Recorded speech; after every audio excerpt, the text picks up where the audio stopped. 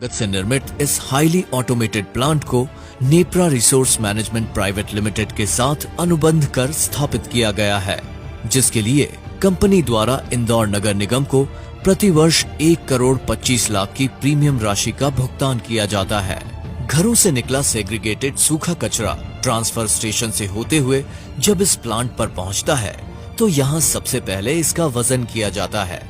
फिर इस कचरे को मिनी पोकलेन मशीन के द्वारा कन्वेयर बेल्ट पर डंप किया जाता है। इस बेल्ट के जरिए कचरा आगे बढ़कर ट्रॉमल तक पहुंचता है।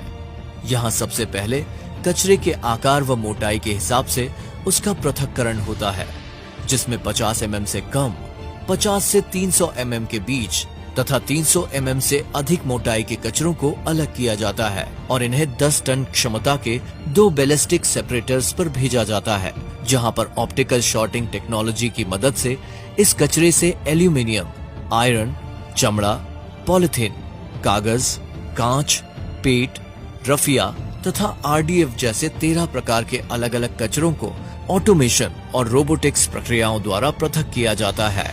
इसके बाद इन अलग अलग कचरों को अलग अलग कन्वेयर बेल्ट्स के द्वारा विभिन्न सेग्रीगेटेड कचरों के लिए बने बंकर्स की तरफ भेजा जाता है। लेकिन इन विभिन्न प्रकार के कचरों में से लेदर, कांच व धातु को बंकर में न भेजते हुए अलग अलग बॉक्स में इकट्ठा कर लिया जाता है। इस अत्याधुनिक प्रक्रिया द्वारा 100% पृथक्करण संभव हो पाता है। फिर भी यदि कोई कचरा मशीन द्वारा पृथक होने से बच गया हो, वह अलग प्रकार के कचरे में मिल गया हो, तो इसके लिए यहाँ कार्यरत रैक पिकर्स को इस प्लांट पर मैनुअल सेग्रीगेशन व क्वालिटी चेक के लिए प्रशिक्षित किया गया है। ये रैक पिकर्स अपने पूर्व अनुभव का उपयोग करते हुए बंकर्स की तरफ जाते इन कन्वेयर्स में से कचरे को पूरी तरह सेग्रीगेट कर देते हैं।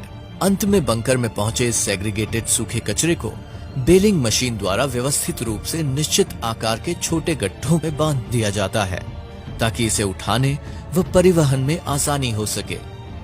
अब इन विभिन्न प्रकार के कचरों के इन गड्ढों को वाहनों में भरकर रिसाइकलिंग कंपनियों को भेज दिया जाता है। इस संपूर्ण प्रक्रिया के बाद बचे हुए नॉन रिसाइकलेबल मटेरियल को सीमेंट कंपनियों को ईंधन के रूप में दे दिया जाता है।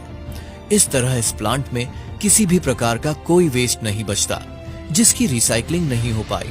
यानी इस प्लांट पर पूरे 100% सूखे कचरे की रिसाइकलिंग हो रही है, जिसके चलते इस प्लांट को जीरो वेस्ट टू लैंडफिल का दर्जा प्राप्त है।